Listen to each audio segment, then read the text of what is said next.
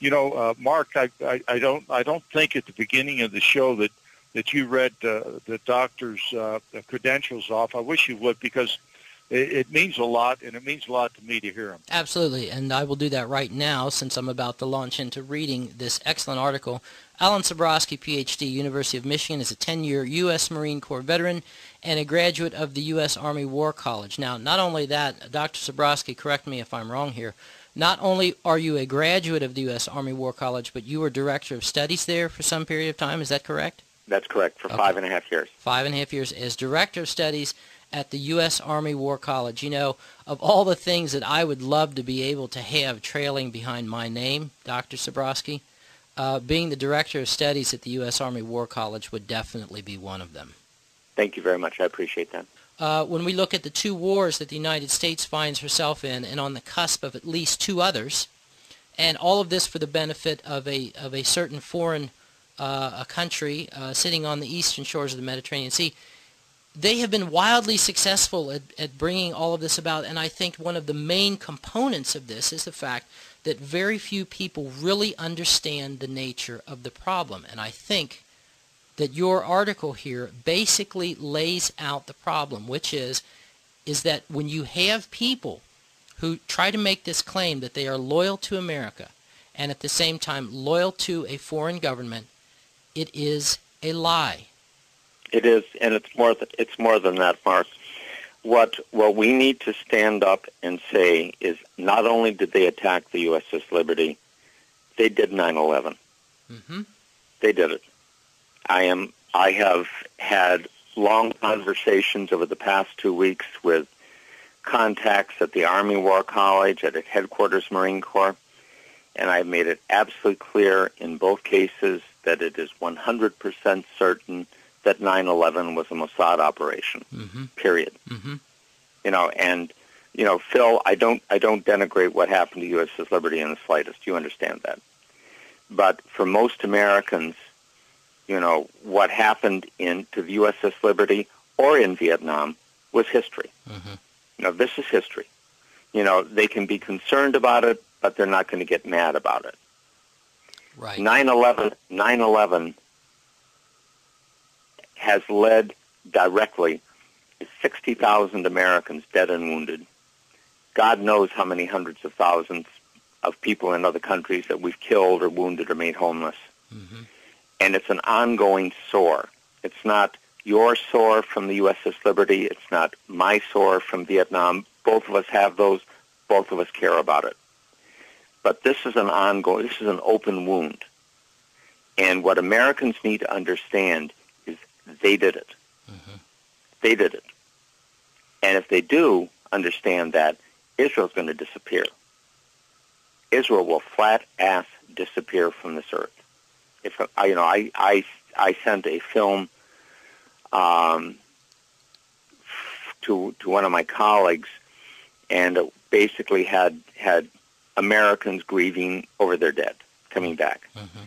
And I showed one of them. It was a woman just wrenched by grief, over her dead soldier. Mm-hmm. And I said, if Americans ever know that Israel did this, they're going to scrub them off the earth, and they're not going to give a rat's ass, forgive my language, what the cost is. They are not going to care. They will do it. Alan, they should. Alan, your article and your heart and your testimony and what you believe in is heart-wrenching to me. It is like our founding fathers in their shadows. Get down below and you'd see talking, molten steel. We have to fix this. Molten steel running down the channel. We have to make our own way, and we have to like do it now, or foundry, we will go down. Exactly. And absolutely, Phil. I agree fully. Your article needs to be shipped off to the Library of Congress immediately. Well, I can tell you it's being read by some people in Headquarters Marine Corps and at the Army War College.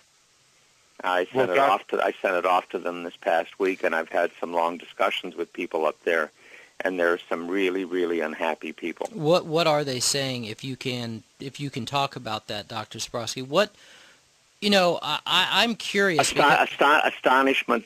Okay. The first thing, Mark, is astonishment. They didn't know. They truly didn't know. And these are not unintelligent people. They really didn't know. And the next statement is rage. Mm-hmm. Real rage. And the Zionists are playing this as truly an all or nothing exercise. Mm-hmm. Because if they lose this one, that's it. If the American people ever realize what's happened, mm-hmm. they're done. That's it. I have one grandparent who's Jewish. So it's not only a matter of blowing our cover. If Americans ever truly understand that, their history, it'll be a bloody, brutal war, and they're gone. Mm-hmm. I mean, it's not even going to be a close contest. Well, and they know that, and what they understand, I think, as well, is that their leverage is on the political appointments. Mm-hmm. Their leverage is not in the uniformed services. There are lots. If you pick up the Army Times or the Navy Times or any of the journals of any of the services, you get a very different view than you get, looking at the Congress and the White House. Mm-hmm. And the military has not been bought. The military is loyal, but it has not been bought. Mm-hmm. And if it ever understands this, really, really deeply understands this, and this is what I got when I put some of these things to the Army War College and to Headquarters Marine Corps, and I mentioned to a contact at Headquarters Marine Corps, I said, they did 9/11. Mm-hmm. And it was, you don't mean it. I said, absolutely. And if they ever understand that, these people are history. Well, now let me ask you something, Doctor. And obviously, I understand that we need to protect the names of the innocent here, and this is probably there are no innocent. Okay, I'd like to know a little bit more about this. I mean, these conversations that you're having with your colleagues who are still serving in uniform, what is the reaction on their part when you tell them things like this? First, a disbelief, and what I show them immediately afterwards is an interview with a Danish demolitions expert mm-hmm. named Danny Jawenko, mm-hmm. and it shows the third building at the World Trade Center going down, mm-hmm. WTC-7. Right. And they look at that, and I said, now you understand that if one of the buildings was wired for demolition, all of them were wired for demolition. Right. And that's it. Mm-hmm. That's the tipping point. Mm-hmm. I mean, getting into arguments about who was flying what and where they were and whether there was nanothermite, those things are true, but they're incidental. Right. The thing that's necessary is to tell people 3 buildings went down, the third was not hit by a plane, it was wired for controlled demolition, therefore all of them were wired for mm-hmm. controlled demolition, and at that point the reaction is rage. First disbelief and then rage. Well, I got to tell you, that I find to be very encouraging because, based upon the cursory conversations I have with some military people, and I have to be real careful about what I say because you just don't know what you're walking into when you start a discussion of this type with one of them. Based upon these, as I said, cursory conversations that I've had with some of them, they're clueless and they don't want to hear about it.